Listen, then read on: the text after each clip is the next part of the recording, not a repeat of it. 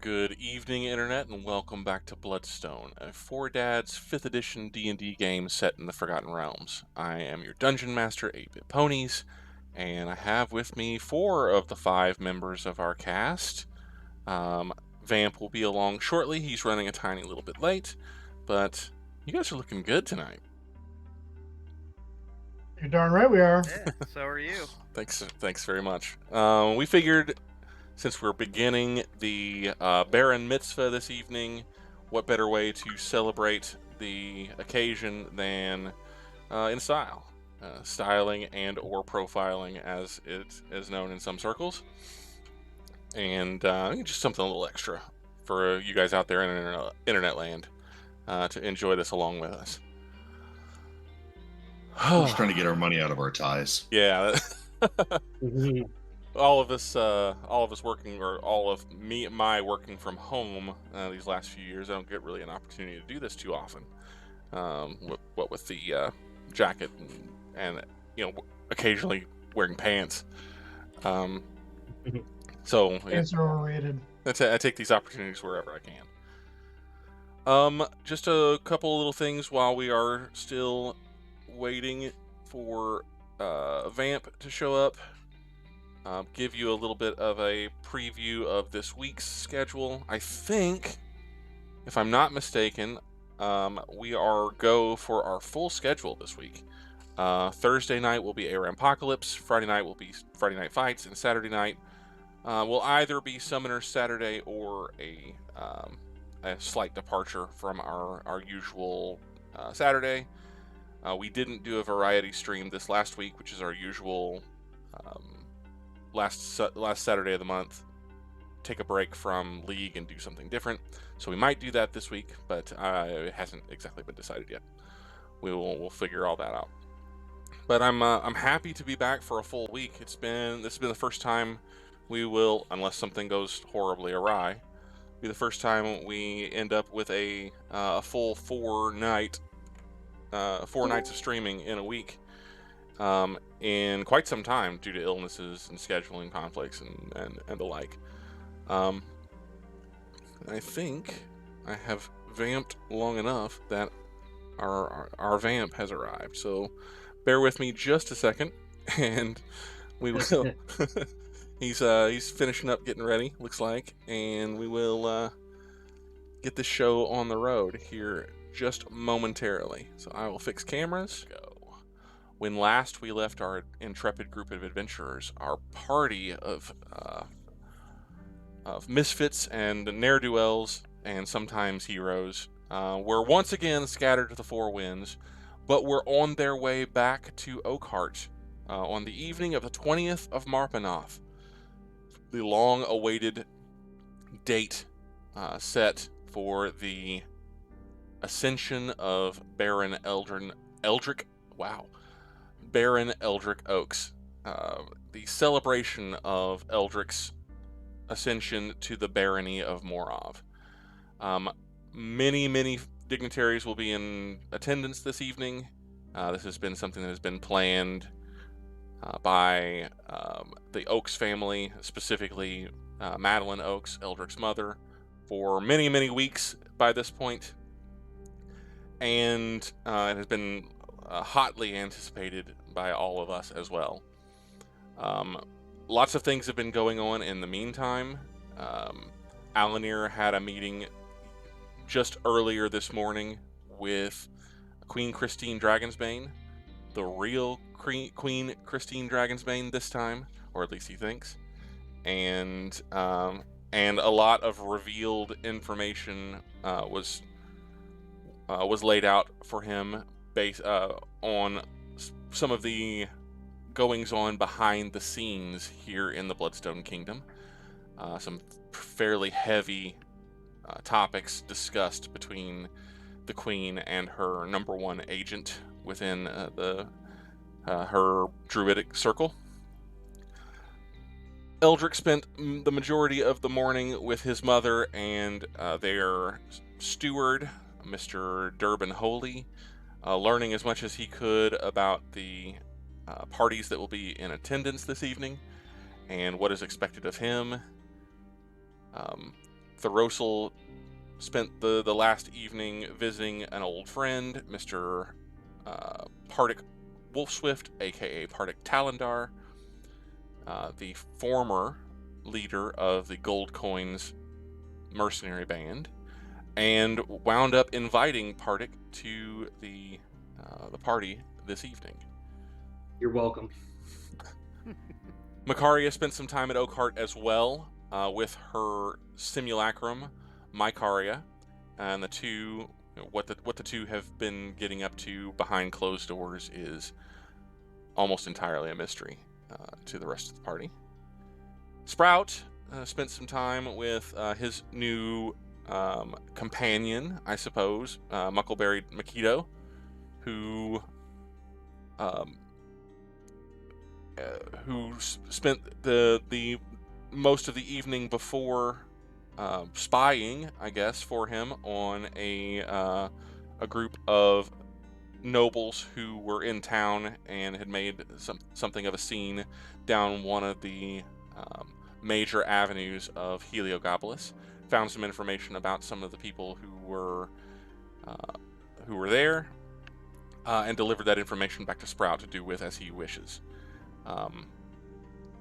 Not really a whole lot extra has developed from that just yet, but we'll see exactly where we end up this evening. Before we get to the actual party itself, which will be the invitations were for all of the attendees to arrive at Oakhart within an hour of sunset. So around about 6th bell, people will start, the gates will open, people will start being admitted in. The party can arrive before or after as they decide.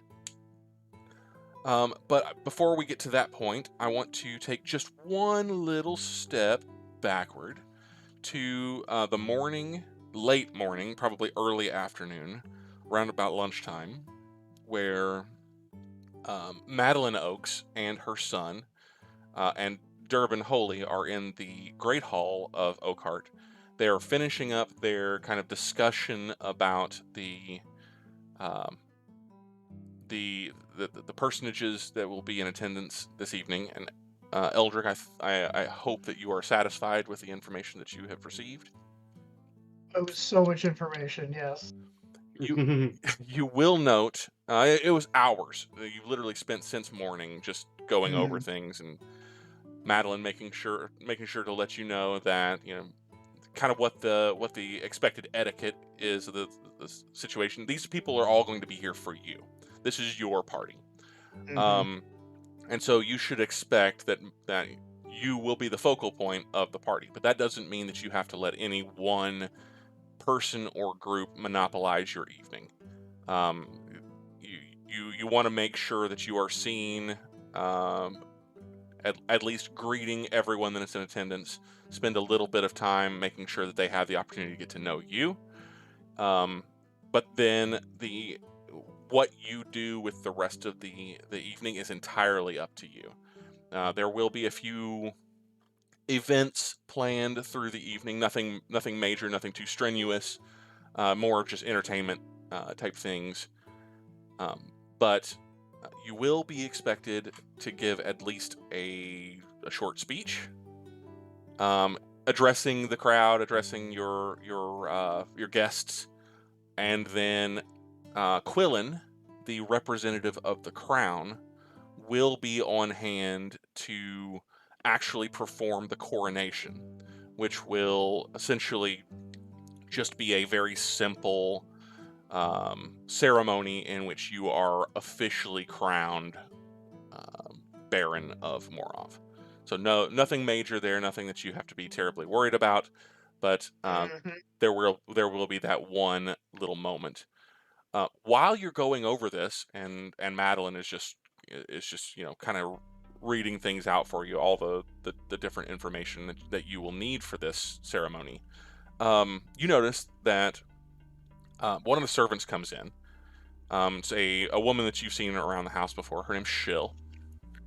She comes in and whispers something to Master Holy, and he kind of tilts his head for a second, and then excuses himself and gets up and walks out.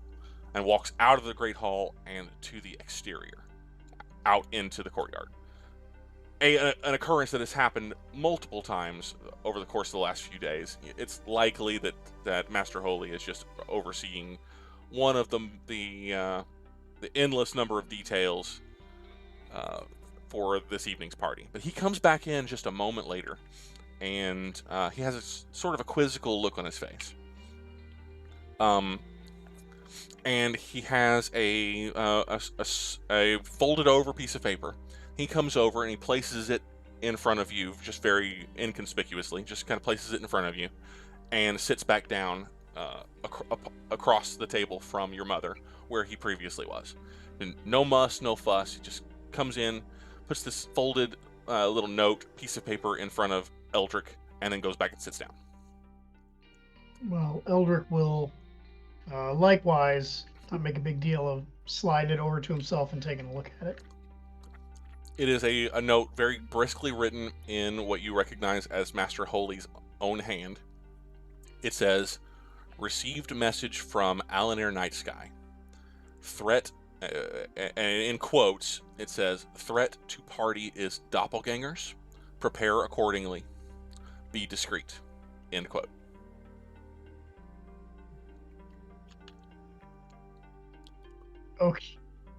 Okay. Eldrick will fold it up and put it in his coat jacket or whatnot, and continue the conversation with his mother. Great. For her part, if Madeline notices, she does not make a big deal of it.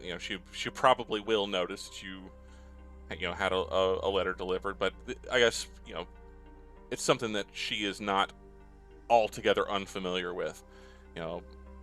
A noble lord receiving a private message in the midst of a meeting, no big deal, right? Not a big deal at all. If it's something that you wanted to share, or that you felt the need to share with her, then you would. Otherwise, it just is what it is. Yep. Certainly has nothing to do with certain guests staying in the house or any such.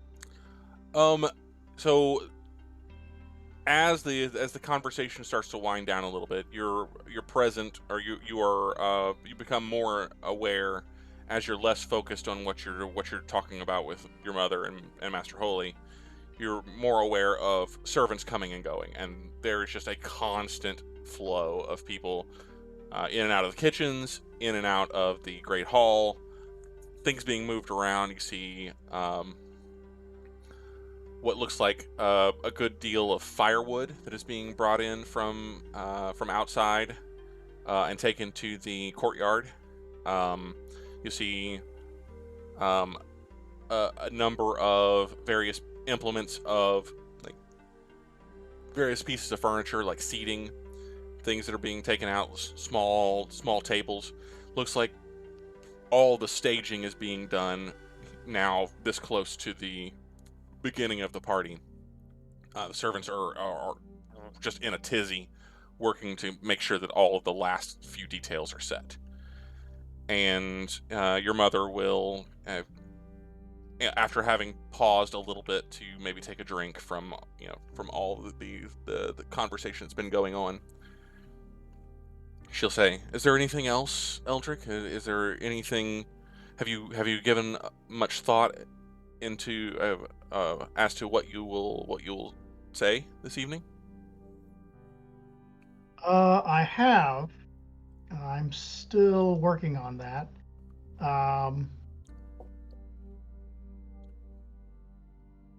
Yep. Well, don't worry about it too much. This is not business. This is a social affair. While there's ceremony and there's etiquette, you should enjoy this. This is all these people are here to congratulate you, to celebrate you and your ascension, your rise to power. This is a good thing. Don't be worried about it. And if at any point in time you find that it's all too much, just feel free to excuse yourself, and I will take care of things in your absence if you need to step away for a bit. Certainly, I'll keep that in mind. He'll tap what I imagine is actually a large stack of stuff that he's been going over with his mother. Mm-hmm.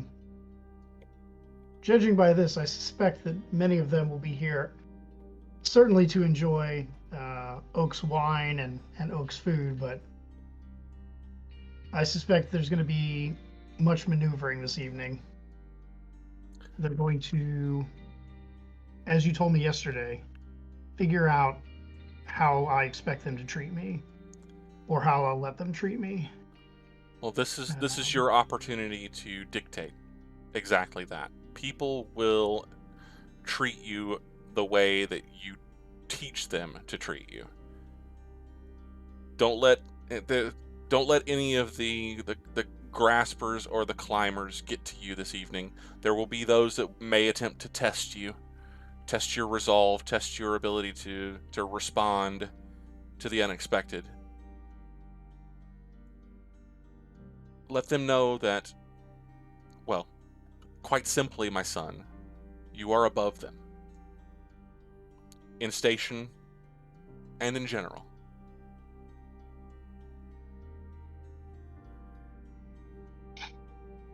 On that note,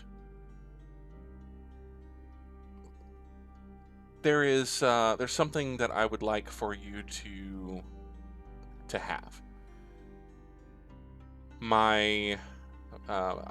It is regretful that your father was not here, was not able to be here to present you his own gift. As I understand, he has something for you as well. But would you accompany me to your quarters? Certainly. She has a small kind of I know something you don't know kind of smile on her face as she leads you, takes you by the hand and leads you upstairs to your chambers. It's it's been all morning since you've been down at the table with her. You don't know. Yeah, standing up is probably like, oh, creaky creak, even as young as Eldrick is. Yeah, sitting for probably 4 or 5 hours, poring over all these different documents and things. It's been a little tough. Getting up, you have an opportunity to stretch out a little bit. For her part, Madeline doesn't seem to have that difficulty at all. She seems very acclimated to spending long hours, doing exactly what you've been doing. And if she's any worse for wear, you don't see it. But she takes you up to the door to your chambers and slowly opens the door, and within your chambers stands at the foot of the bed. It looks like there's a person.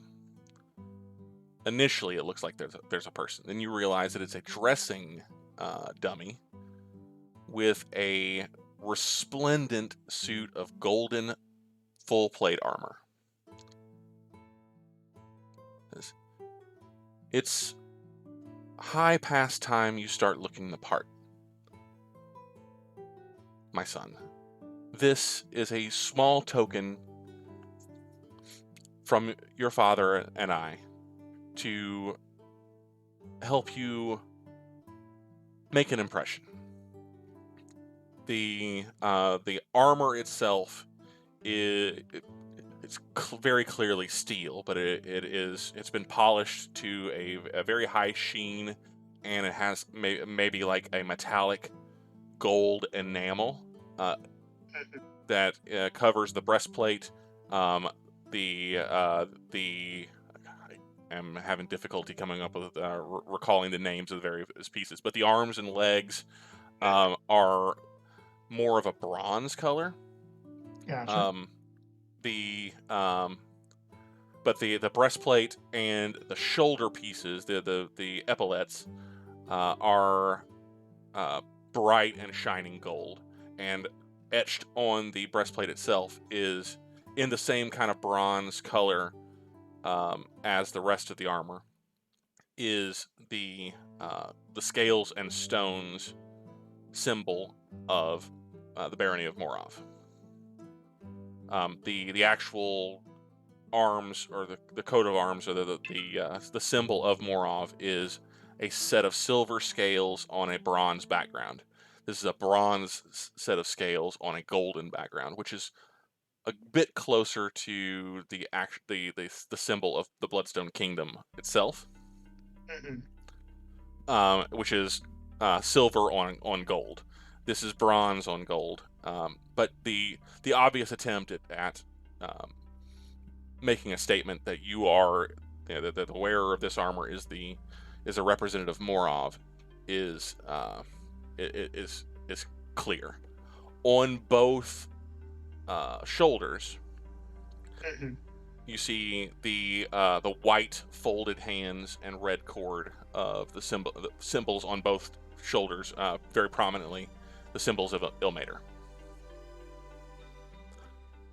And there is a fancy shit here. A sweeping snow white cloak that trails down behind the entire thing. The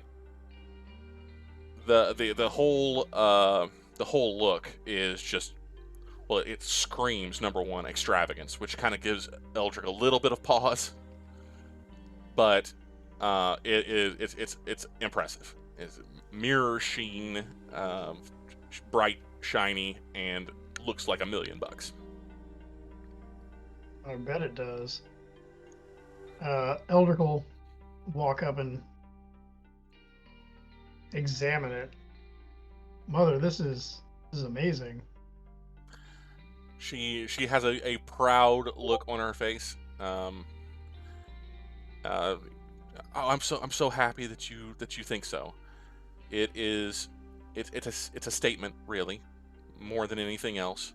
Though I do hope that it protects you in your coming trials. I understand that just because you are arising to a high position in the government, that doesn't necessarily absolve you of your duties with the Order and with the Bloodstone Army and your duties to your companions. I understand you still have much to accomplish in your own personal dealings, and perhaps this will go some ways to ensuring your safety as you do so. I'm told it is enchanted, though the specifics, the details behind that are a bit above my head. But well, your father and I wanted to make sure that not only are you protected when you're away from home, but you represent your new station, your new title, and your people well as you do so. Well, Mother, you and Father certainly know how to make a statement. I appreciate it, certainly. Hopefully this evening, we'll put the statement to the test. Hopefully it'll be long before I have to put the other features that you mentioned to the test. I understand that your father wanted to complete the set. I believe that he has. Well, I understand that he is commissioning some sort of weapon to go along with this, but he'll have to provide that to you whenever he returns. Any word on when that might be? She kind of frowns and shakes her head. We received another letter yesterday saying that it could still be some time. The difficulties in whatever town he has gone off to, Glistener or something like that. He says that it's far more serious than he previously thought. He doesn't like to give too many details, as he knows that I worry, but I have a feeling it will be some time. I hope that he is at least home to see your knighthood ceremony, or your knighting ceremony, in a few weeks. But with him, he's your father. We can never really be sure. Yes, his itinerary has always been his own, certainly. But The look on her face says, "Don't even get me started." but I don't suspect that will distract from this evening. There is many high noses to look up and much wine to be drank, I think.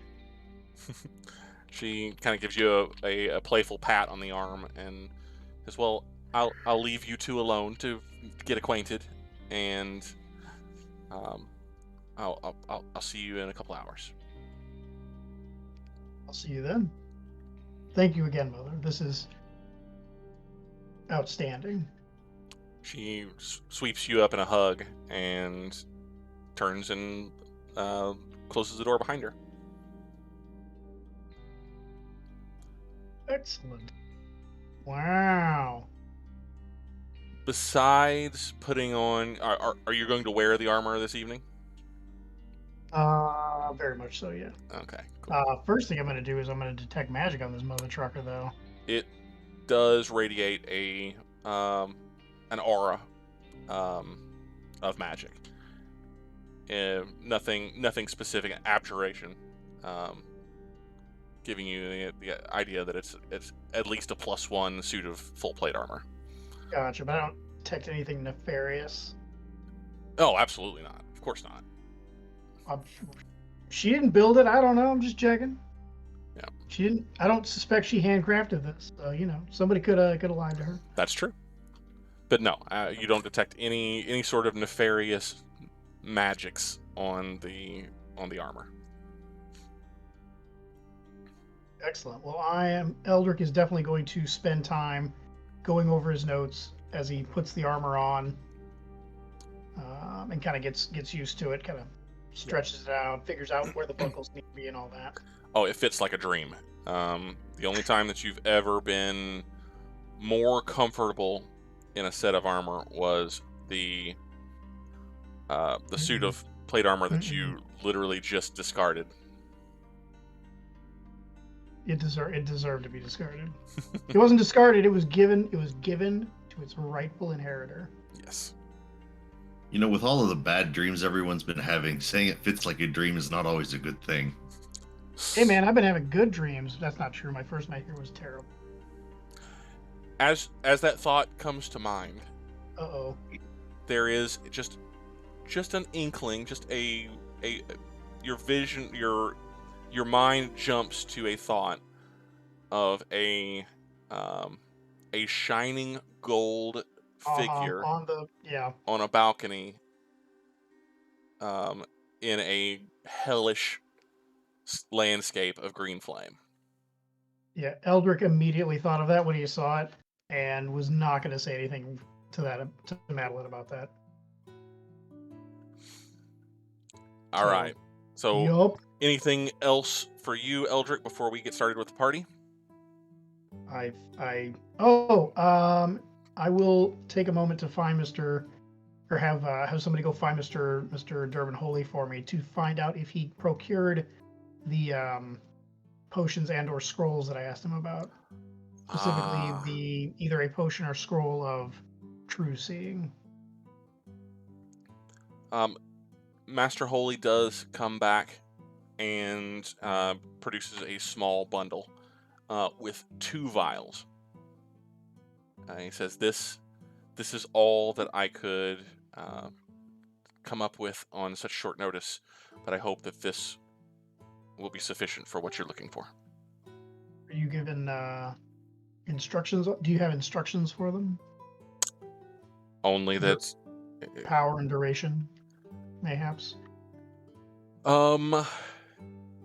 They'll function as though you're casting the spell upon yourself. I think the duration for true seeing is what? Bear with me just a second as I get It to it. is 1 It's hour. 1 hour. 1 hour.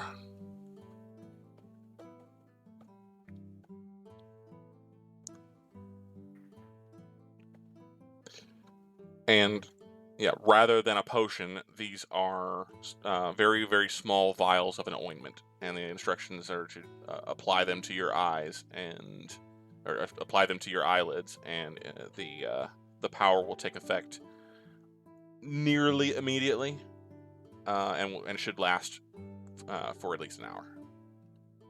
Does the just taking a quick look, does the ointment have a particular coloration to it?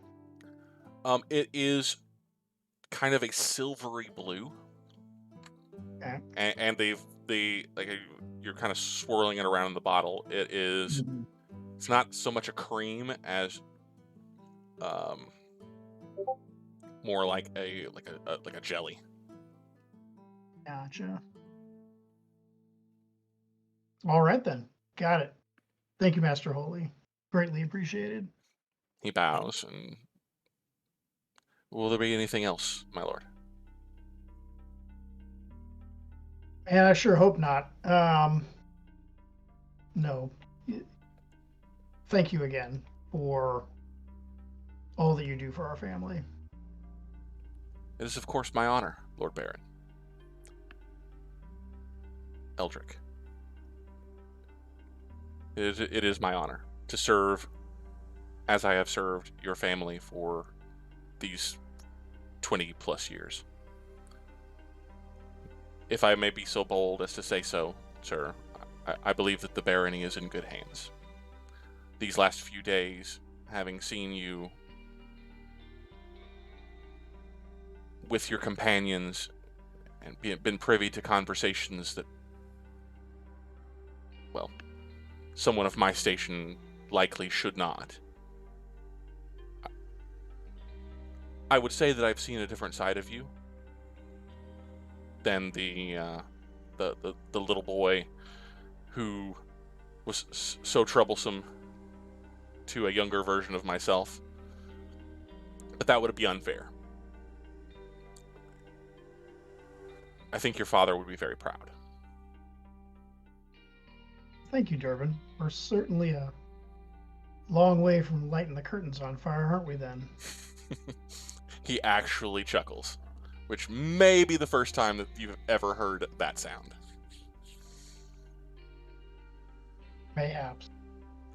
If you will excuse me, Lord Baron, there is still much to do. Absolutely. He bows once again and leaves your room. Mm-hmm. Well, Eldrick will spend the rest of his time poring over those notes and waiting for his companions to arrive. Great. Makaria, what is your plan through the morning? We haven't seen or heard from you since you retired to your room with your double last evening. What are you doing through the day? I'm going to make sure that I get especially pretty and hopefully chat with Madeline for most of the morning. Whenever you go seeking the Lady Oks, you are intercepted effectively by a servant who informs you that the lady is spending the morning with her son and is unavailable.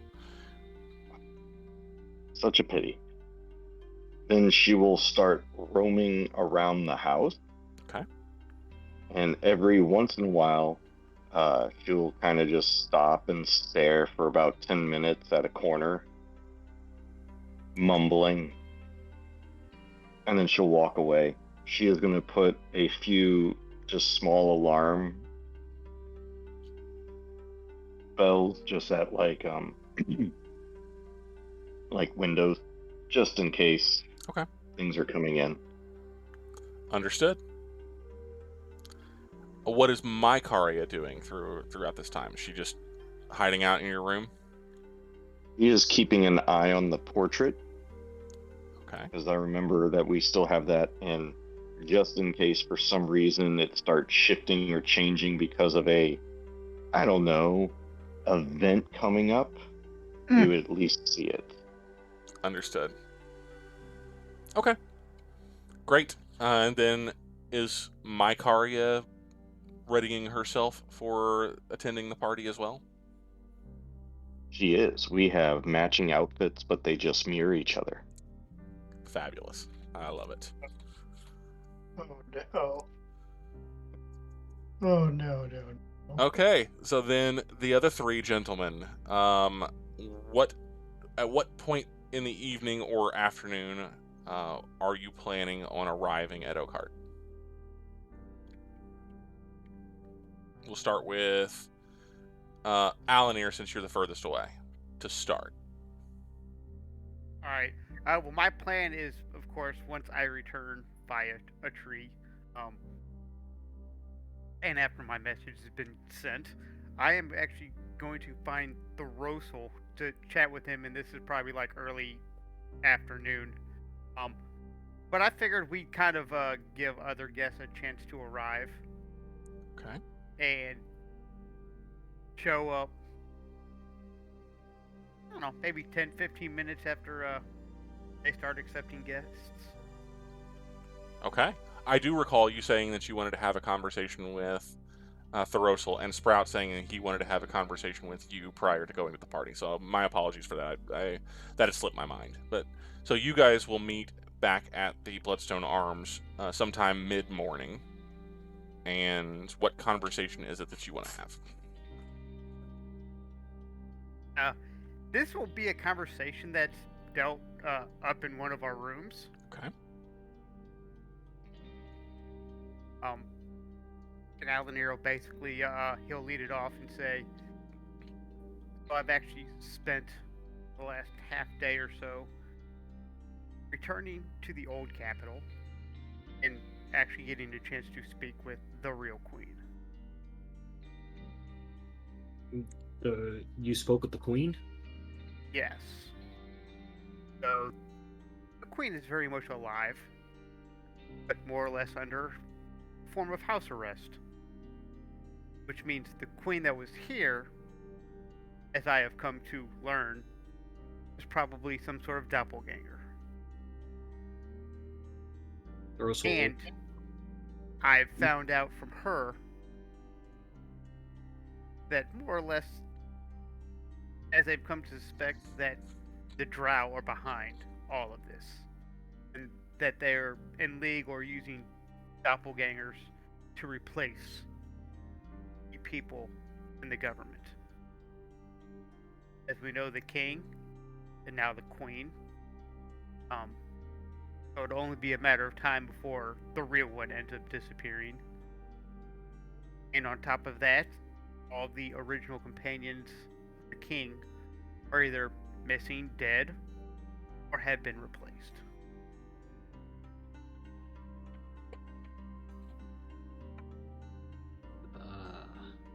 Thoros'l takes a moment. This is a lot. The Drow are involved with this. How do you know? I know that you were, almost abducted by Drow, but what did the queen have anything to say about what's going on? Why this is happening? Who these Drow are? Who they work for? None of the specifics like that, but more of a general.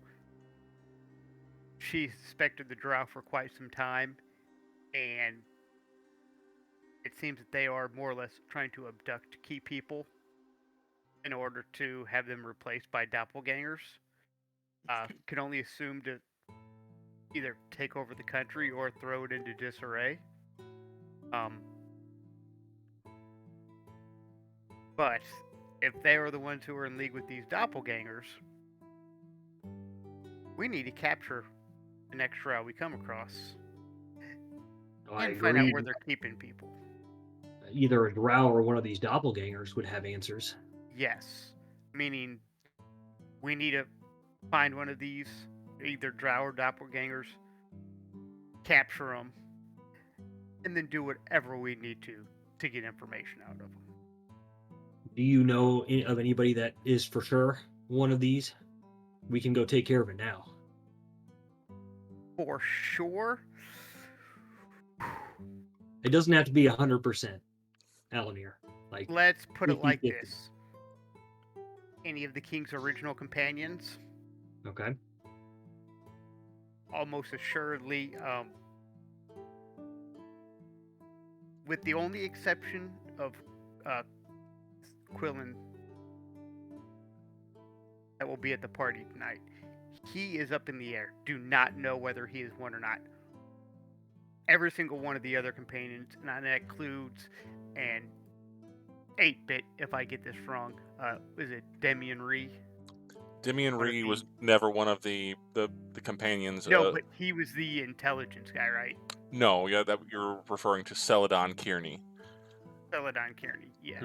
who you Sorry believe about you that. saw in the palace, Yes. and that Queen Christine has confirmed was found dead recently So In the I do palace, know right? in the Celadon palace. Yeah. Celadon Kearney, I actually saw him with the fake queen. And I have found out from the real queen that his body was actually found in the palace. So I know for certain that he is one of these doppelgangers. I don't know for certain if he'll be at the party or not tonight. If he is, we get him alone and we take him. But I Okay. do know I saw him at the palace here, so I know he is in the city. Well, that explains why the palace is locked off, or at least it might. We need to handle this, preferably before this party. Well, I mean, if we it- only if it's have- at all possible.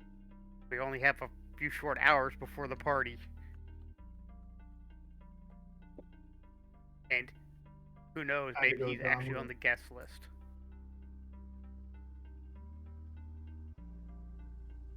Who is it? The person that is going to be at the party for sure? You said the Uh, name, and the name It is was evaporated. was it Quillen the Sage? Really? Quillen. You Quillen, remember yeah. you've met Quillen before, Thoros'l. He's the old man who took you and several of the other party members out. Well, no, you weren't there for that. But you did meet him very, very briefly back before you left for Symbia. He was the gentleman who put you on the path of going to Selgaunt to seek out Sephiroth Dwindon. That's right. He's, also that he is since the untimely death of the previous Archmage of Damara / Bloodstone, Emlyn the Grey. He is now the Archmage, the royal, or the court mage, the royal. What's his actual title? It is the Grand Archmagus of Bloodstone. Grand Archmagus. Yeah, correct, of Bloodstone. So he's the top wizard in the country right now. And if I Look at you, recall, he was Baron. also the one when I got basically sent back to our plane when we were in the astral. He's the one who basically astral projected me back, right? Correct. He's also he's the guy that assisted you with getting back to your companions whenever you got banished. Does the queen? You probably didn't ask. I don't know why you would have, but do we have any idea where Quillen might be staying? He's certainly already in town.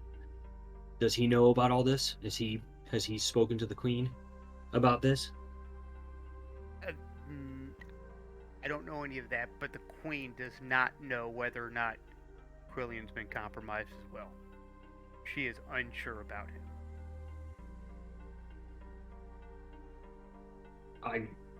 I think this might be something that we need to be sure of before he's face to face with Eldrick.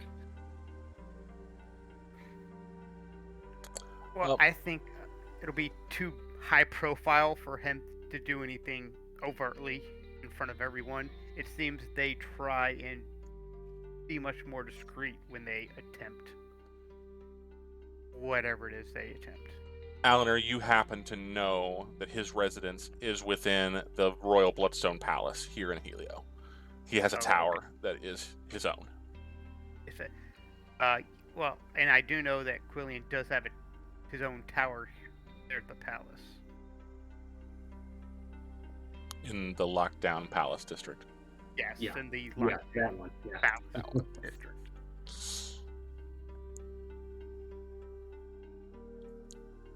Which gives me more cause for concern.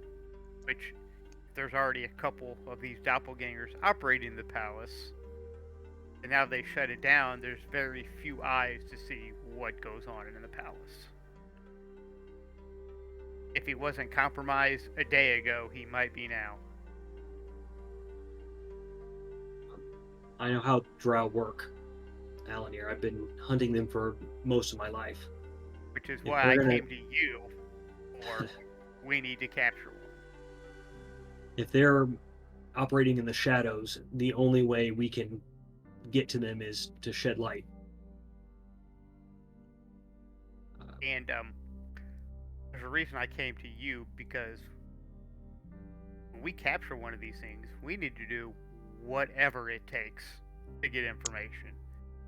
I mean whatever. Even if it takes things that would make Eldrick's, let's just say, morals cringe.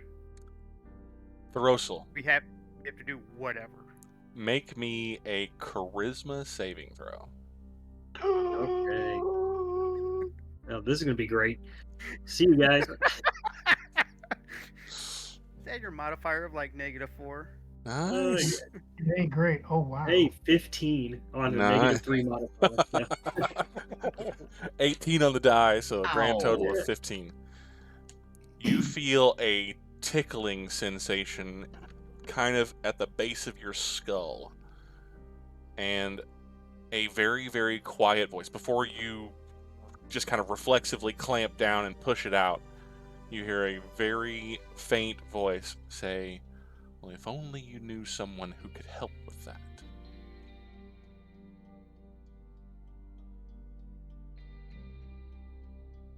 Okay. And then a chuckle.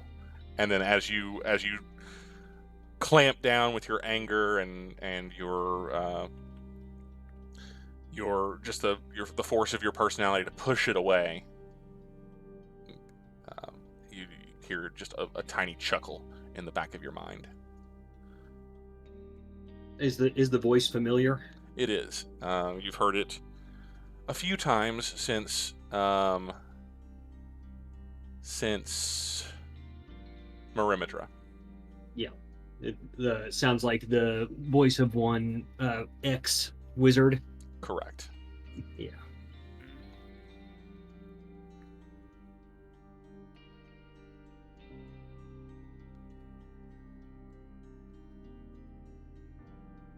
So we do nothing until the party, is what you're suggesting, but keep our eyes open? Yes. Definitely we look for, I guess, keep an eye on Quillian.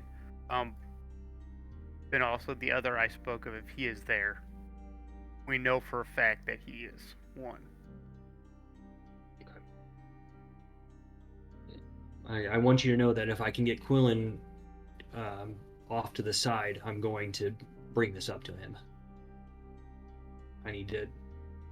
If he wants to be sneaky, then he needs to know, and I'm going to force him into a move at the party.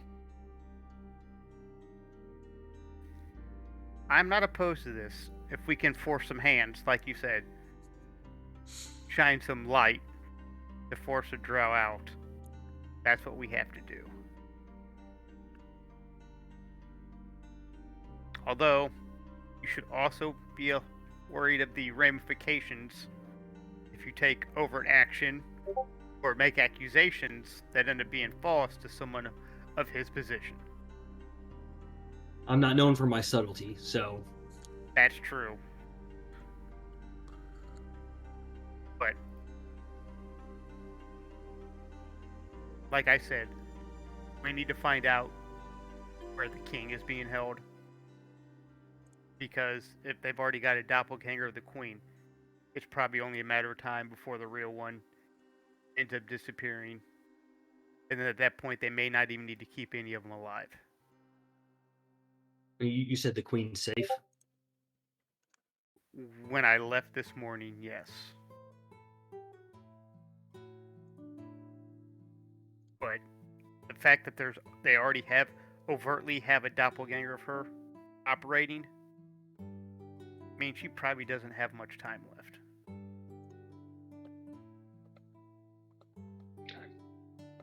And let's just say if the last more or less good ruler disappears, the protection of the white tree may also disappear.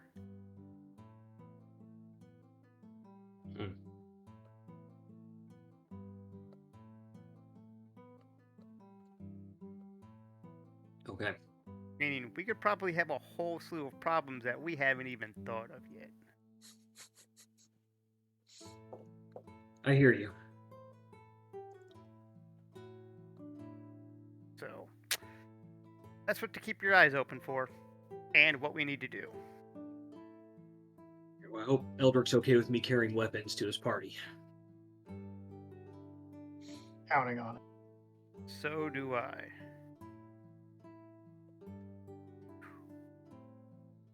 Oh, that's what I had. Yeah, I'll head back down to the tap room and just casually, slowly drink the entire day until it's time to go. The expensive Get dressed stuff, like of 5 course. minutes before. Oh, Great. Sprout, was there something specific that you wanted to add? And I assume, well, I didn't know if I was part of this conversation. yeah. Let I me assumed ask. that I wasn't. Let me ask that. Was that conversation that just happened just between Thoros'l and Alanere, or was Sprout involved? you know what? I'm gonna have Sprout there just because there's really no way he could be a doppelganger at this point. And any basically extra hands that we might have to pull this off, you might need some knowledge. So yes, I would have him there. How about Muckleberry? Was Muckleberry allowed? Hell to... no. No. Okay. Yeah. Got it. Okay. Muckleberry Free Zone herd. Muckleberry sent to yet another breakfast. He's happy as a clam, and those are gone now too. The clams. He was super forward about second breakfast. And third breakfast. And third breakfast, yeah. 11 Z's. After Thoros'l walks away, I will have a conversation with Alanere, and I'm basically Alanere. I'm looking for some type of maybe like a magic bond or some type of a way to make it so that you can prevent someone from breaking an agreement with magical force. Have you ever heard of something like this?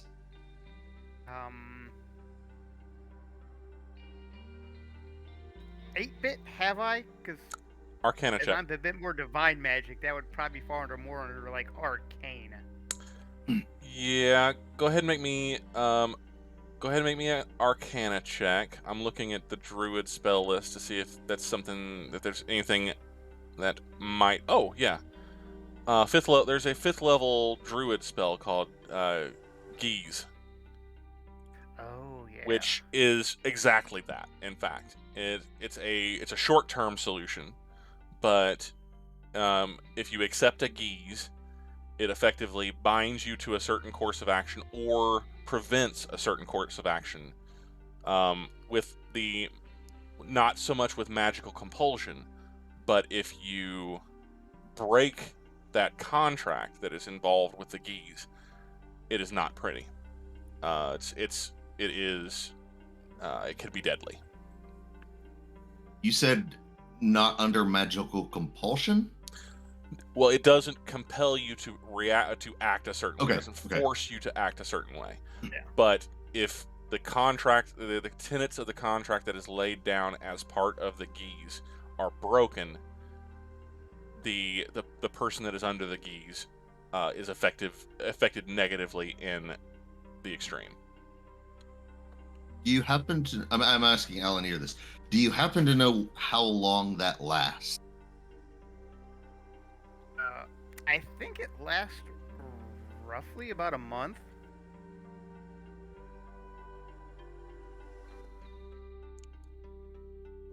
Do you have the ability to cast this spell?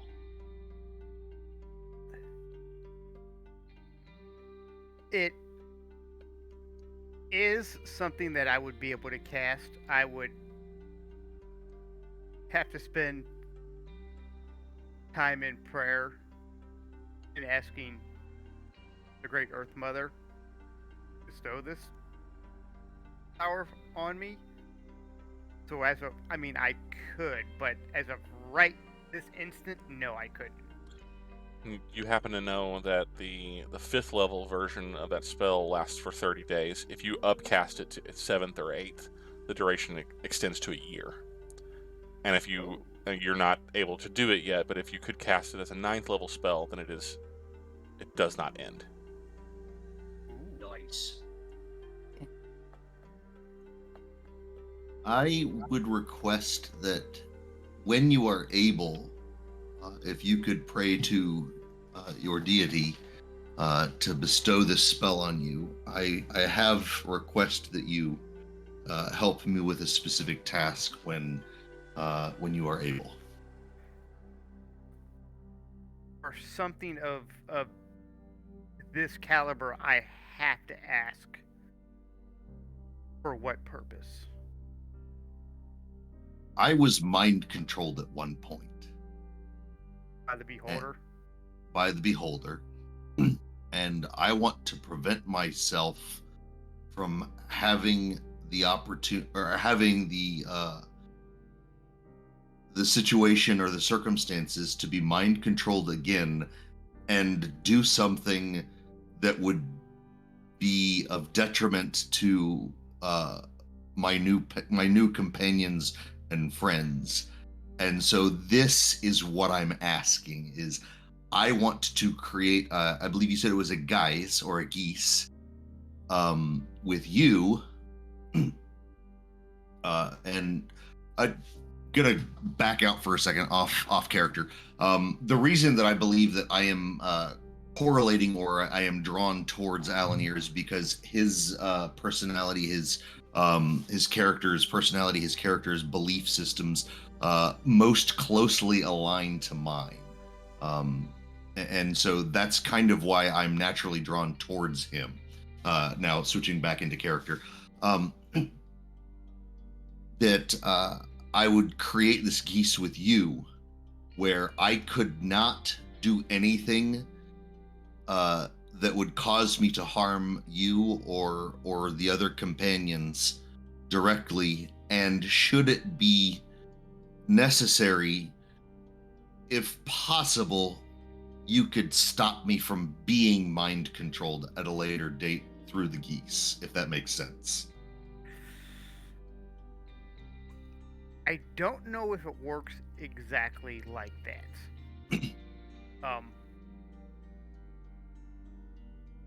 I mean, I guess technically it could work like that.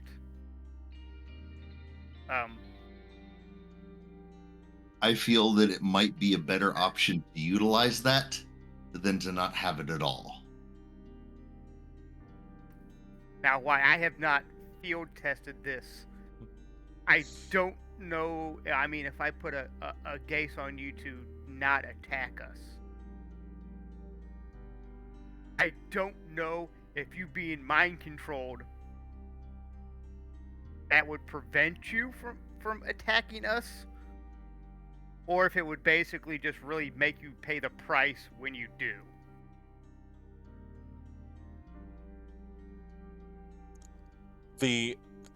But the idea exists that there is that kind of magic out there, right?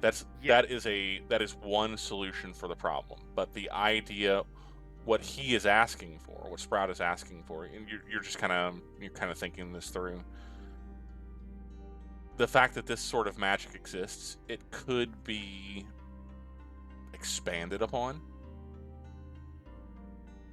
Now, you can't do it. Yeah. But if others have this sort of ability, wizards, for instance, if a wizard were to attempt to research some type of spell that is built off of the geese, or that sort of enchantment, then there's nothing specifically that you know of that would allow for that necessarily, but it could potentially be developed. Yeah. Say, well, Sprout, like I said, this is just what I know of. That's basically a power given by the gods. Arcane magic works different. There may be spells that can do just that. But new spells can be researched by wizards all the time. So there could be something that's very much what you want, or if not, it could be something that could be researched.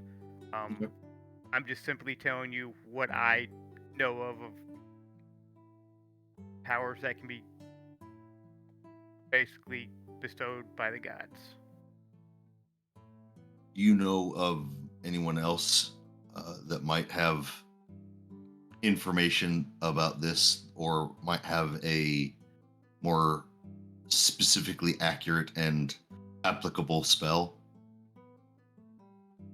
Thinking maybe talk to Makaria about it, but Makaria is definitely would fall under that. She's also spent a lot of time in the Great Library, so if it comes to things that are research, he would definitely be the one to go to. Okay. Then at the earliest opportunity, I will seek out Makaria and have a conversation with her about this. Thank you for your time. But if you would like, I will still pray and ask for the Earth Mother for this, if that's what you want. Since it sounds like you wanted to use to prevent potential bloodshed rather than cause it, Correct. I would not be opposed to it. Okay. I will keep that in mind. I appreciate that. Thank you. In the meantime, we have a party to go to. All right. Well, then let's get to the party. Let us. Do we have to carry Thoros'l, or can he walk still? Slow, and if my sword wants to chat with me, I'm not talking to it. That's Thoros'l's first words whenever you come back down to the. You found it in the tap room. He's like, guys, my sword wants to talk to me. I'm not going to talk to it. Yeah, I'm not going to talk to it. I don't suppose you could top that thing off before coming to the party. No. I just see Thoros'l. You are dead to me, like just pointing at his sword. Oh no. All right. Well then, let us flash forward a little bit. The three gentlemen at the Bloodstone Arms is. Let me ask one more time, Sprout. Will Muckleberry be joining you at the party this evening? Is he your plus one? As I don't have another plus one, and if he eats something and he dies, I know not to eat that. Fair enough. So, Okay. I will bring Muckleberry. Muckleberry comes to the party. Great. Okay. Good. That was the last piece of information that I needed to know before we will flash forward an hour or so. Thoros'l, Alanere, Sprout, you decided that you wanted to arrive at the party a bit late, just to make an entrance. Eldrick, as you are putting the finishing touches on your accoutrement for the evening, you notice that the sun has in fact receded over the western wall, and you can hear that the musicians down below have started to play. You can see flashes of light from the courtyard that shows that the beginnings of the entertainment have started. It is likely that you probably given the gentle instructions of, essentially wait here. Your mother will retrieve you whenever it's time for you to make an appearance, but let the party get in full swing before the guest of honor actually arrives. Are you going to abide by that, or are you going to show up early to your party? I'll probably split the change on that a little bit. Okay. Maybe not be super early, but maybe just a little earlier than expected. I do have because I suspect he will report later. I do have a request that I retcon something I did in the city earlier. Okay. I originally picked up a Warhammer. Uh-huh. I just want to make that a standard maul, if that's okay. Not a problem. Okay. It's nothing special, but a common, not like a giant sledgehammer or a big stone like Cooper's maul, but it's clearly a military military construct, but it's not anywhere near what you're used to. Right, not nearly as swanky as the blue maul of the whatever the heck that knight's name was. Correct. Okay, so then probably. By the way, I'm not taking that down with me. I'm just noting that's in my room. Understood. Okay, so you are not armed in any way. I mean, I'm a paladin. I'm armed. Okay. I can pick up a chair and do 8d8 radiant damage. I think I'll be okay. Next question. Are you bringing the stones? Oh yes, very much so. Okay. Good to know. All right. I'm not leaving those in the room to be pilfered without a fight. I am, however, going to put them somewhere really hard to get to, unfortunately. Right next to your stones? I mean, I got a big whopping plate mail on, man, so I can get those really tucked in there. Okay. You're gonna tuck them inside your breastplate, perhaps, or inside the chest plate of your armor, so that they're right next to you. Yeah, I do not want them getting pickpocketed. Like, that would be the biggest concern. But I don't want to leave them in the room to be pilfered while I'm away. They are warm to the touch. Oh, that's not what I like to hear. No, I can't do that because they'll make me glow. Terrible. Okay, all right, that's fine. That's fine. This is fine. We're okay. Okay. So Eldrick's not gonna like come down in full glory, but he is going to come down kind of ghost-like to kind of survey the party, see who's there, and all that jazz. So, you will note that Makaria's room, which you don't have to pass through to get out to the courtyard, but you could potentially do so, has a sort of balcony that you could potentially use to look out over the courtyard, if you so chose. Oh, that is true. Let me flip actually over to there.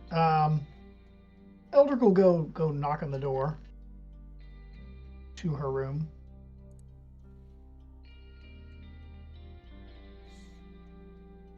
Hello. Are you ladies ready for the party? I think we are. Would you like one of us on each of your arms? Oh, I don't think I could handle what that would cause. I would like to come in and use your balcony for some discreet spying, if you don't mind.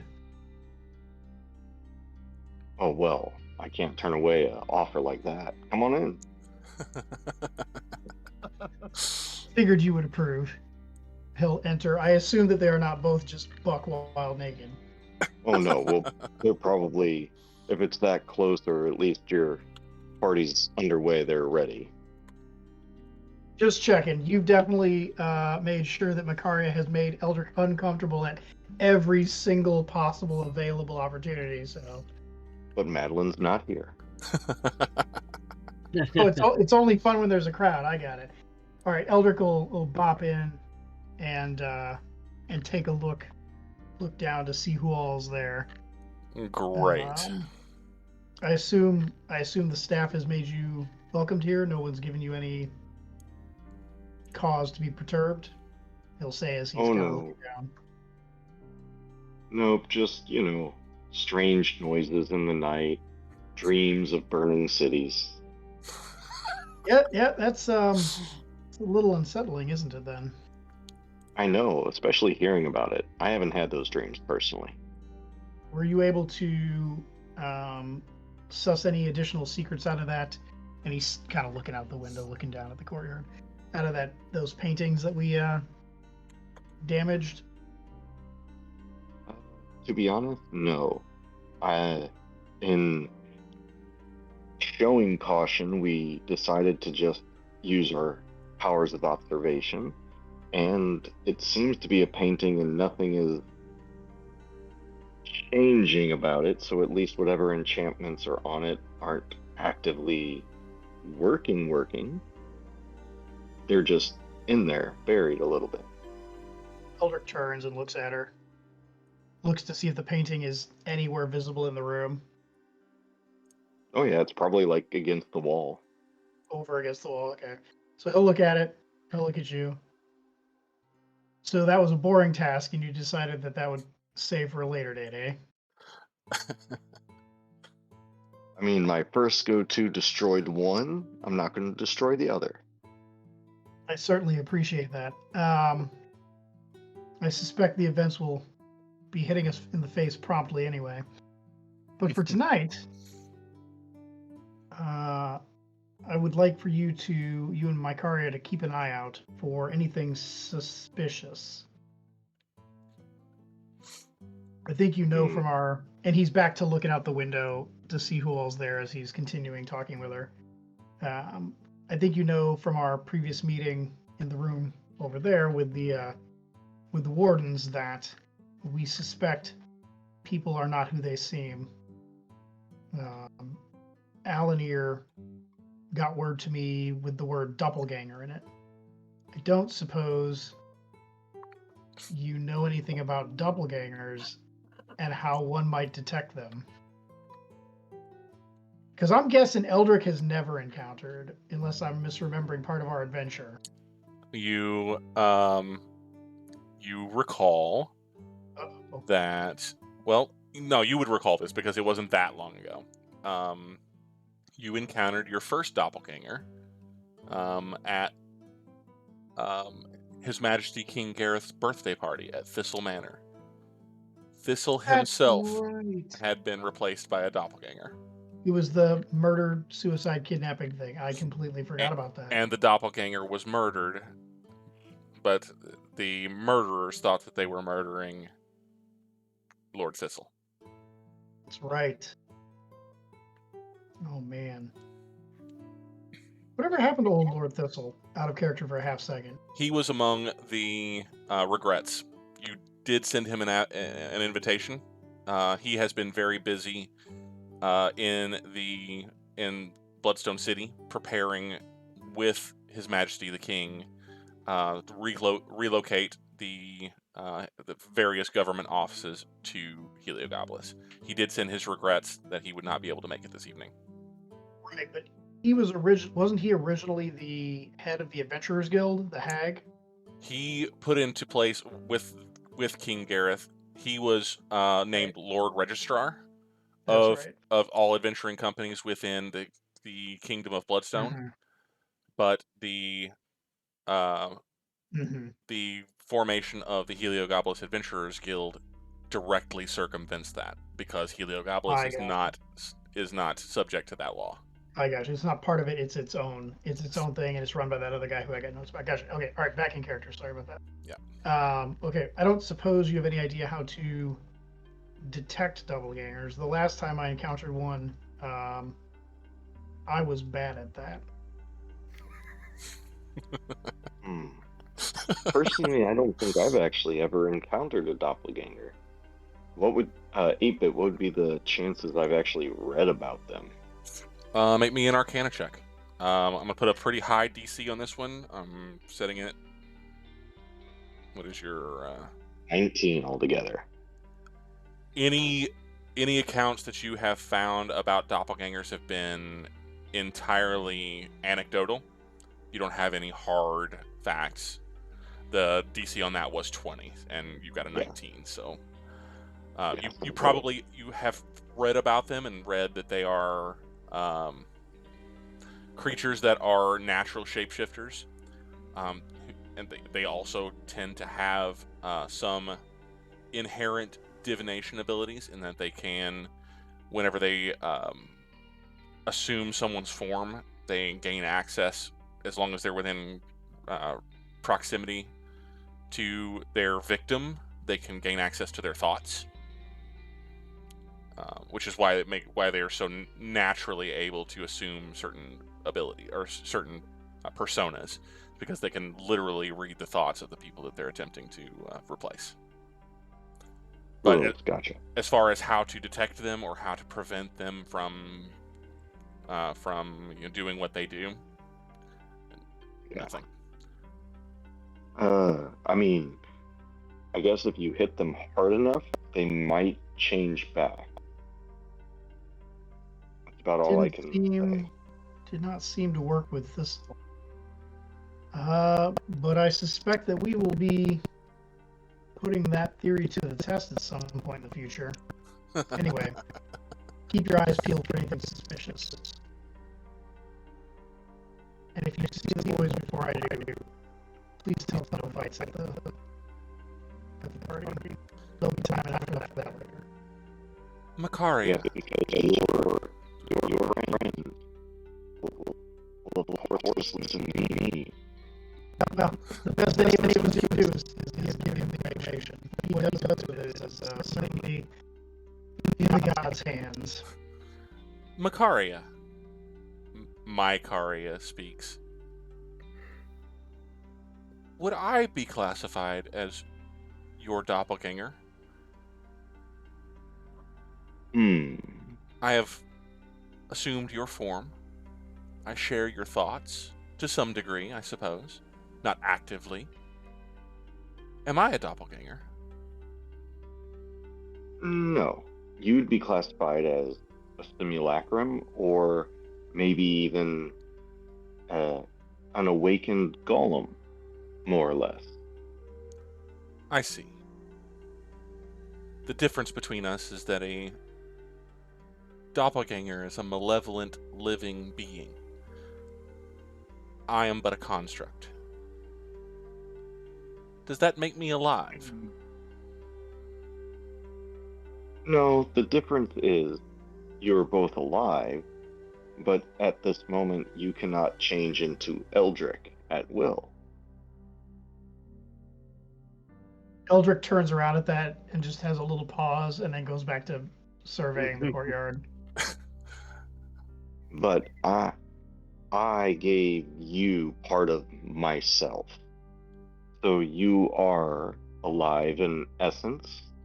You know and will learn and will have everything that one that is alive has.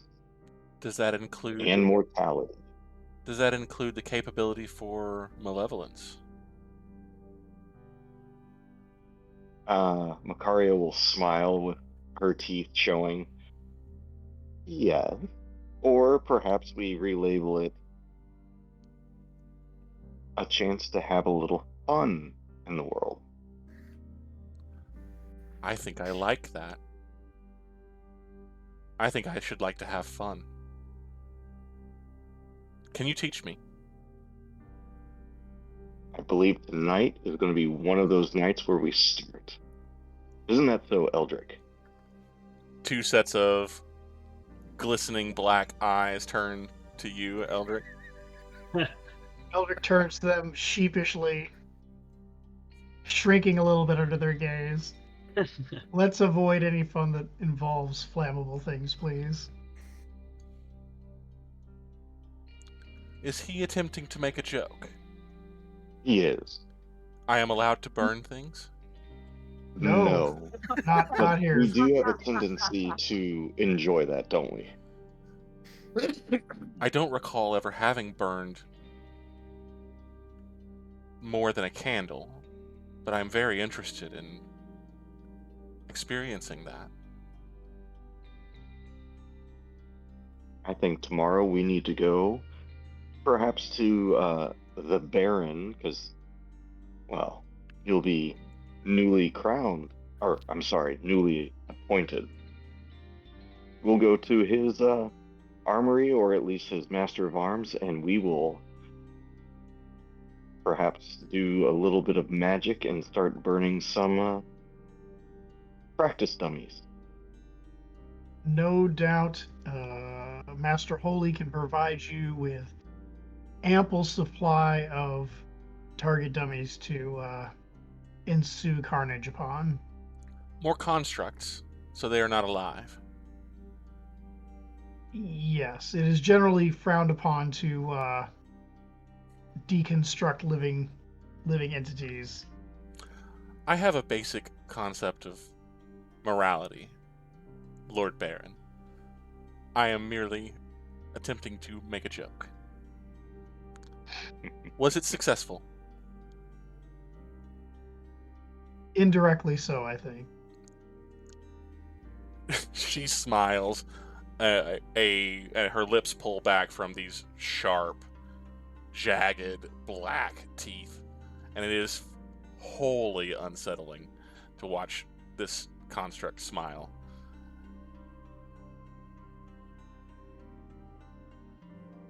I feel like your notes at the top of them have make Makaria and Makaria as unsettling seeming as possible. Eldrick will just shudder a little bit and try to see who's in the courtyard. So who's in the courtyard? Looking out, so I have changed the map in Oh my. Roll20, and it looks like a very healthy turnout. You estimate there being somewhere between 40 and 50 people in the courtyard right now, and that does not include the servants and the musicians and what look like a number of white-robed individuals who are traveling between the groups and are producing small displays of what appear to be very showy, illusory magic. Little bursts of light, little bursts of flame, very small illusions, maybe like figures or animals jumping out of people's drinks and things of the like. A small group of about a dozen or so white-robed figures that are traveling between the various groups and using illusory magic as entertainment. Gotcha. Why does Mervis Tallboy, Chief Magistrate of Heliogabalus, have a little white dot next to him? Is that to make his icon more visible? Yes, because if I move him off of the white tree or the golden tree there, he becomes almost invisible. Yeah. I gotcha. Maybe he decided to show up invisible. Who knows? Moving through the crowds as well are arm in arm are the Lady Madeline Oaks, who is resplendent in a very deep forest green gown. Her hair done up very immaculately. And on her arm, also very well dressed, very immaculately put together. But that's no different than ever, Mr. Durbin Holy. Gotcha. And who is that's? He's the blue circle. He is gray. Gray. Check. And then this is who? That is a white-haired, white-bearded, white-robed figure that you know to be Quillen the Sage. That makes sense. He's the only one that doesn't have an icon on the dock. Okay. Excellent. I'm very excited to play Matchy Matchy Poo Poo with these icons. As you watch, as you're standing there at the balcony, thus far unnoticed by anybody else down in the crowd, you note a kind of a burst of light and burst of color near the front gate, where you can't hear the voice, or you can't hear the words necessarily. Well, actually, go ahead and make me a perception check to see if you can catch the words that are being said. But there is a gentleman that is on staff, a messenger usually, who is serving this evening as sort of like a major domo. Being 19 on my perception. Oh yeah, you definitely pick it out. And he announces, the Lady Baroness Sylvia Praca of Thoros'l, and her particular companion, the Lady Miranda Canar, and friends.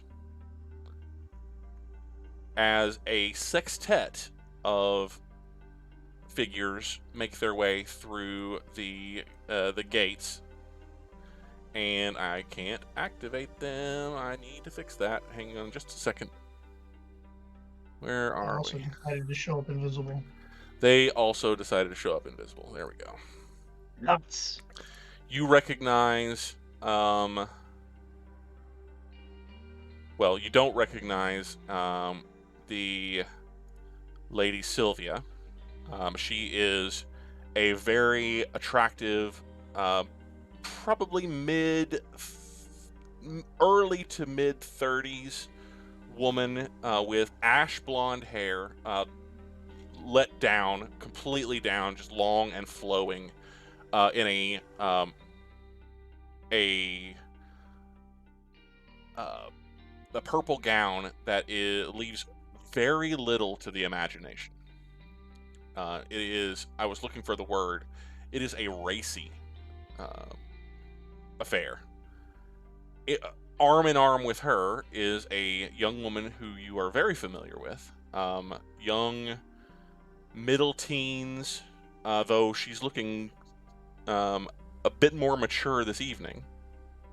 Red hair, green dress, very vibrant, sparkling with jewels at all of the appropriate locations. A little bit more modest than the Baroness Sylvia, but not much. And behind her are 3 additional figures. Yes, I said a sextet before, but there are 5 of them. 3 additional figures that come up as Miranda and the lady, the Baroness Sylvia, move past the herald. One is a man with blonde hair and in very extravagant red and white high fashion clothing. You hear what is the actual title that you would use? It is going to be not on this sheet at all. It is going to be up here. Not appearing in this play. Not appearing in this play. Lord's consort,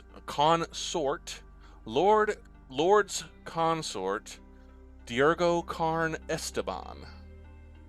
Oh my, we know that name. Of the House of Rubies. The Heart Warden Stana Becht of the House of Rubies. And Heart Warden Fionn Ellisdottir of the House of Rubies. And 3 of your Sunite companions from not so long ago. I knew it. Are hot on the heels of Miranda and the Baroness. So, real quick, Mm-hmm. Is the Baroness pulling that look off? Being that she's like 40, 50, 80, 90, who knows? She look good. Okay. If there is anyone in the room that outshines her, which is a very, very difficult thing to do, it is Miranda. All right. And I don't believe we've ever seen Miranda in finery. You have not. We've certainly seen her covered in blood and murdering things. Does she? She obviously looks good, but does she look like she feels out of place, or is she just hamming it up? She looks very pleased that there are immediately eyes on her. You can see that there's some kind of very quiet conversation that's going on between her and the Baroness Sylvia. The Baroness looks like she is exactly where she wants to be, exactly where she longs to be, at the center of attention. Miranda looks a little less so, but not so much as you would think. She looks like she is very, very interested in the level of attention that she is getting, and proud that she's getting it. But in a sort of considerably more innocent way than the Baroness. The Baroness, she is on full display for everyone and anyone, and that's where she lives. Miranda doesn't look uncomfortable the way that she is, but it's just a different feel altogether. The ladies Stana and Fionn, well, they're priestesses of Sunni, and there are a number of things that come with that. They are considerably more decked out than you have ever seen them before, as well, especially considering that your entire association with them was previously in traveling clothes. Yeah. Just because I'm having trouble remembering the 700 Sunnites that traveled with us. The one that hit on Eldrick ended up getting killed in our adventures, yes? That is correct. Relis did not survive your adventures. Gotcha. Yeah. Yep. You may recall that Fionn had a passing association with one of your companions. Stana was the only one who seemed to be kind of held apart from the rest of your group. Mostly. Gotcha. All right, well, notable in his absence, especially considering that his husband is here. The Lord Mauricio Esteban.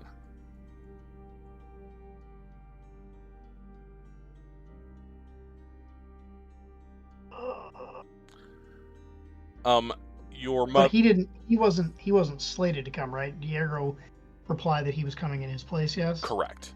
Yes. Gotcha. Your mother goes over to greet your arriving guests,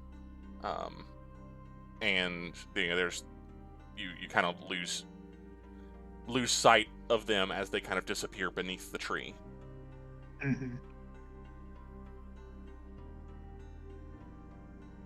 So it looks like people seem to be kind of clumping in specific clumps for the most part, right? It looks like this is very just representational, just to get everybody out on the field. I gotcha. People are milling about. They're conversing with one another. Generally speaking, these groups sort of are kind of the way the military folk tend to gravitate towards the military folk. The religious folk sort of gravitate that way. But the group doesn't appear to be militantly that way. No, absolutely not. There is a maelstrom of activity down below as people are milling about, and each of these icons don't necessarily represent a single person. They will represent a delegation. People, yeah, because one of these people definitely brought like 3 or 4 of their kids, I think, based on their description. Correct. But, yeah, I got you. You will notice as you're looking for it. I believe it is the orange flag with the griffin. I'm just confirming that. Yes, Master Owens is with what appears to be 4 young ladies. High Lord Owens appears to be with 4 young ladies. Young ladies that you don't recognize. Absolutely. There are a smattering. Most of the High Lords and personages that are in attendance that are on your list are male. Many of them have spouses or the like with them. And so while there's 30 plus icons down there right now, that really represents closer to 50 plus people. Absolutely. Based on I assume everybody's wearing something to indicate their heraldry, yeah? Yes, they would. With the exceptions of the well, no, there really wouldn't be any exceptions. Some of them are a bit more they're a bit more subtle than others. But yeah, everybody is going to have some kind of badge or device on a tunic or tabard or something like that. And I just realized that I never switched us over to party Name music. tags. So bear with me just a second. That was nothing. There we go. Having this entire conversation to death metal? Say that again? No, nothing. You said you hadn't switched over to party music. I was like, have we been listening to this whole thing under death metal? No.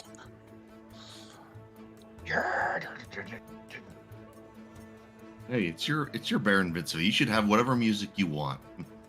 I think we all know that Eldrick is a boring violin guy. No. Gosh. Somebody out there is playing a hurdy-gurdy and enjoying every minute of it. So you will recognize as you're kind of watching through the crowd, there are small clumps, 2s and 3s of musicians, bards, if you will, hired hands, not from within the normal staff of the manor, that are moving between the groups as well, not specifically with the illusionists, but moving between the groups and very quietly or very tastefully interjecting a bit of music here and there throughout the celebration, or the beginnings of the celebration. It kind of looks like everybody's here, or am I missing somebody? You don't see your companions, right?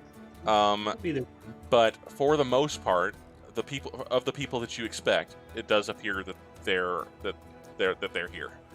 One person that is notable that you have not actually met in person is the Lady Basra Fooling, and this is the first opportunity that you have to actually lay eyes on her.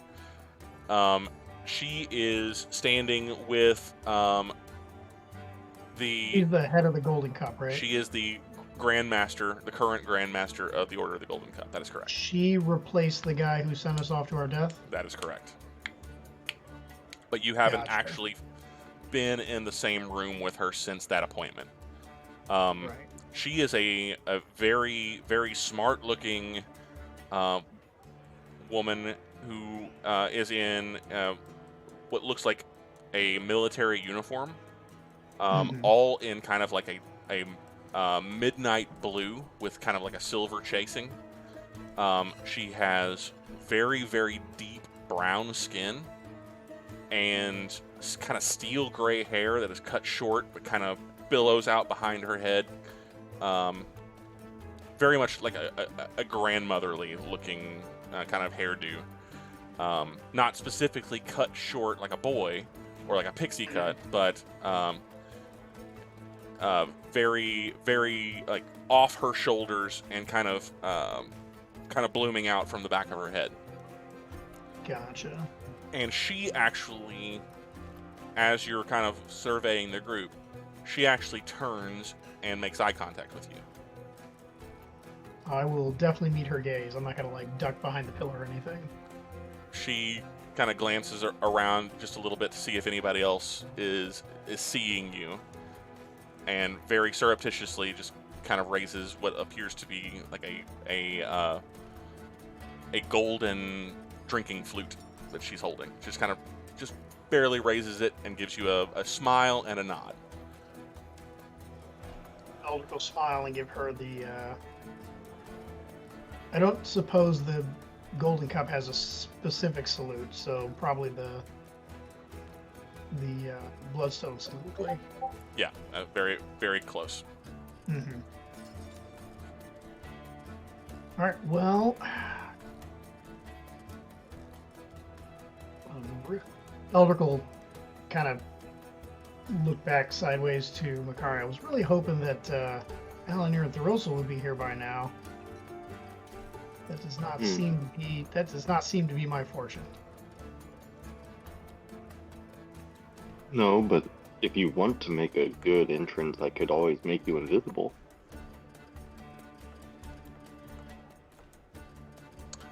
I didn't put all this shiny armor on not to be seen.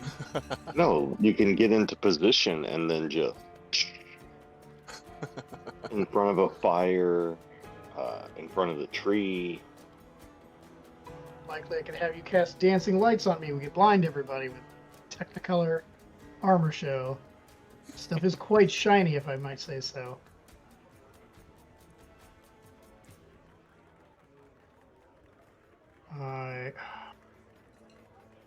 You gonna lead us down there? She puts her arm out. Well, I believe I'm supposed to wait for a signal. Out of character, what signal am I supposed to wait for? Is it Madeline doing this number out there right now? Well, Madeline doesn't know that you're necessarily know that you're peering out over the thing, but she was going to come and get you once the party was in full swing, when it was time for your grand announcement. Well, I left the door to Makaria's room open so that I could hear if Madeline or somebody else came looking for me. Correct. So I guess I will give that a moment, because I got special stuff for some people to do. Alanere, Thoros'l, Sprout. Whenever you make it to the grounds, you will note that there is a large presence of Bloodstone Army regulars that are sort of, I won't say surrounding the manor grounds, but they are obviously very strategically placed.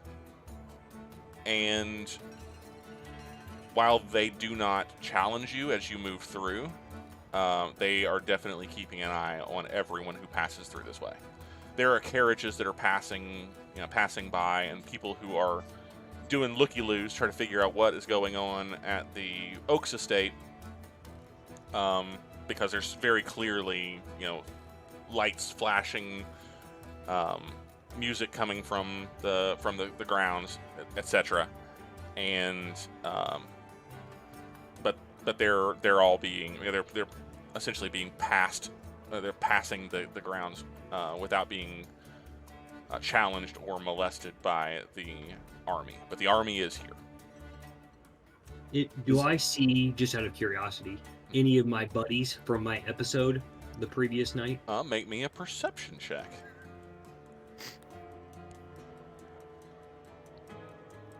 Where's that button? Oh, there it is. Dude, these notes, what is going on here? 28. 28. You do not.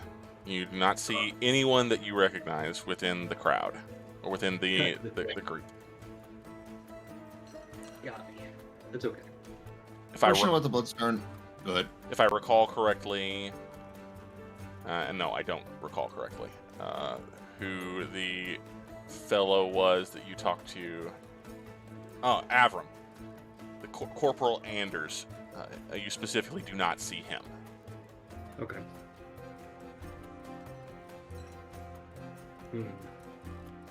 Okay. Does it look like the Bloodstone Army is looking at everyone kind of equally, or does it look like they're kind of more interested in certain individuals than others, just as a group or as a whole? They seem to be looking over everybody as they pass, but they don't make any move to approach anyone in particular. Most of the carriages just go right on by.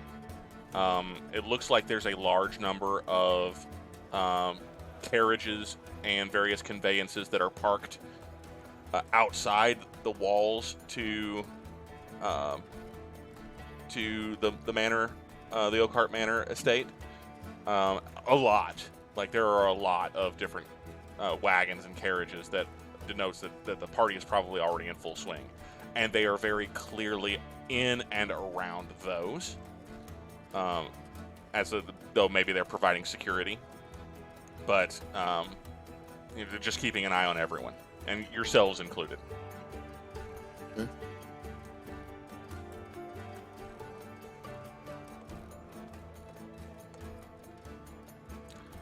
What do you guys do?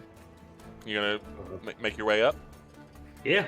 That's As you approach the gates, you see two people you do recognize, Lars and Kemet Narble, who are doing gate duty. They are dressed in full Oaks house regalia today, and are armed. And seeing you coming, they say, "Welcome, gentle sirs." Oh, this is Kemet specifically. "Welcome, gentle sirs. You are expected within. I request. How would you like to be announced?" I believe our group name is the Companions Protectors. Very good, sir. And your do you have a surname that you would prefer that the Herald use, Master Thoros'l? No. And yourself, sir, Master Sprout, was it? Yes. Just go Sprout Riftrender. That'll work. Riftrender. Understood. And of course, Ambassador, your title and surname is already well known to us. Please, right this way. They usher you in through the gates, and they hand a slip of paper to the fellow that is standing as herald, and the announcement is made: "The Companion Protectors, Master Thoros'l, Master Sprout Riftrender, and Ambassador to Elven Lands, Master Alanere Nightsky." And he gestures, very grandiosely for you to pass through. And you are allowed into the party. You very quickly make a cursory glance over the place and see it is crowded. It is very crowded. There are a lot of people here that you do not recognize. A lot of people that there are a few people that you do recognize. They all appear to be kind of in conversation with various individuals within the kind of press. You will see Miranda, though it takes a little bit for you to realize that that's who that is. You see Diargo, you see Stana, you see Fionn. They have not yet noticed. Well, they have not yet obviously noticed or acknowledged your presence. It's very clear that they noticed that you're here because you were just announced, but they haven't made any move to acknowledge you just yet.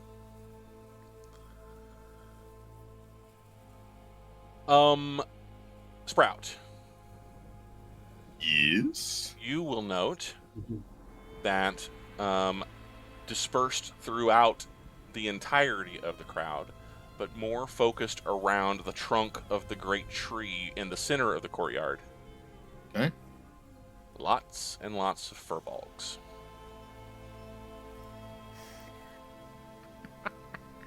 Oh no. Dozens. Men, women, and children. Dead eyes. Pale skin. All focused on you.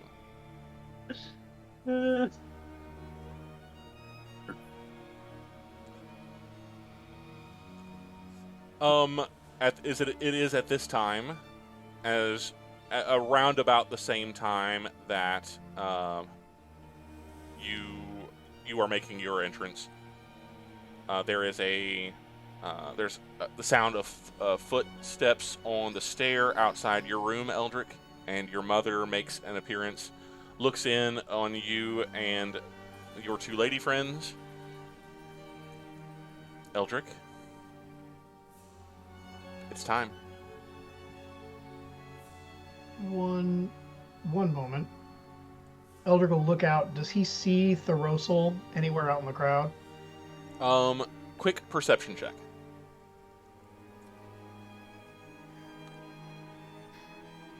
Be a +2 because that's my perception. That will be a 19 total.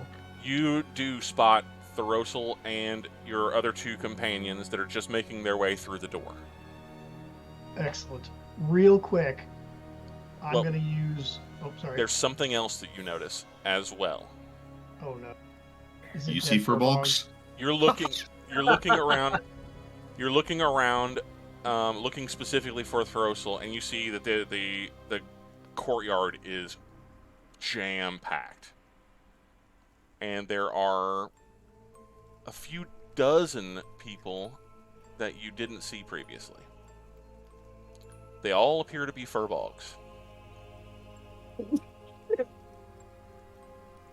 Thoros'l, Alanere, you see them too. And then there is a dark shape, Eldrick, as you spot Thoros'l and you start looking around and you're like, wait a second. Did we invite a bunch of furbolgs? You see kind of in the last rays of the setting sun as it begins to become fully night, and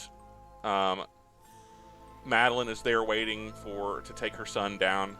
Thoros'l, or Eldrick, as your last little look out over the balcony, you see those last few rays of sunlight. You see a shadow, a large shadow that seems to pass over the entirety of the party, and then it's gone. Just a very quick, just almost like a swooping, maybe like a bird or something that passed over, but it's entirely too dark for a bird or something that small to have cast such a large shadow over the assembled grounds. But you just see it just for an instant, just like a swooping shadow that goes over the entirety of the courtyard, and then it's gone. Do the furbolgs remain? Furbolgs are still there. They're motionless. They're just standing there. No one else seems to notice them. They're standing in amongst all of the rest of the crowd, but no one seems to notice them. And as you watch, a loud, laughing bear of a man who you recognize, Eldrick, by reputation, excuse me, by reputation, as, what's his name? Not that guy. The list is so long. The list is very, very long. Maelglen Farr, from the Fiefdom of Malar. He is walking across the courtyard from where he is standing over here in the corner, and he is carrying on a conversation, or seems to be starting a conversation, from about 30 feet away from Battlelord Dominic Harrison, and he's walking that direction. Mm-hmm. And he walks directly through 3 of these furbolgs, like just passes right through them, and never seems to notice that they're there. Eldrick, All right. are you okay? Eldrick's going to look and kind of point at Thoros'l and use the gift that the Aediles gave him to send Thoros'l a message. He is definitely within 120 feet of me. Yeah. The message is, find me, courtyard filled with invisible furbog creatures, ? And then he's going to turn towards Madeline. Madeline's face falls, like she's smiling as you turn around, and her face falls immediately as she sees your face. Eldrick, are you okay? You're so pale. He'll take a moment to compose himself. Just nerves. There's a lot of people out there, as I suspect you've noticed, but this is old hat for you. There's If you another wouldn't- there's another Mhm. set of, as you're talking to your mother, you hear another set of footsteps on the stair. Okay. Eldrick is going to, assuming that they don't immediately appear, he's going to walk over to his mother. If you don't mind, and he'll take her hand, and he's going to say a quick prayer to Ilmater of the 4th level variety. May Ilmater protect you and keep you. May the crying god always shine upon you, and his servants take your pain away from you, as he puts death ward on Madeline. The footsteps, as you finish your prayer, the footsteps get louder, and you open your eyes to see Sprout turn the corner into the bedroom of Makaria and Makaria.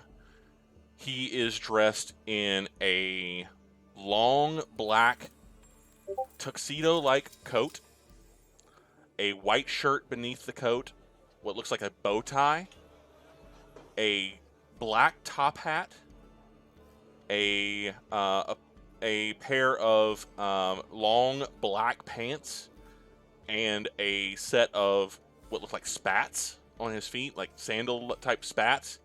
He has a monocle and is swinging a cane, and he has this wide, far too wide grin on his face as he strides quickly into the room, spinning his cane at the end of the finger.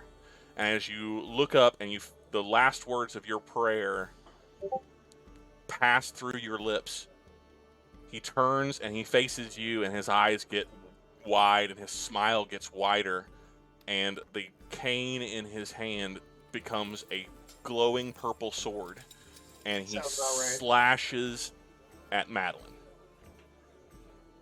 And that is where we will end tonight's session. Oh no! A quick question. Okay.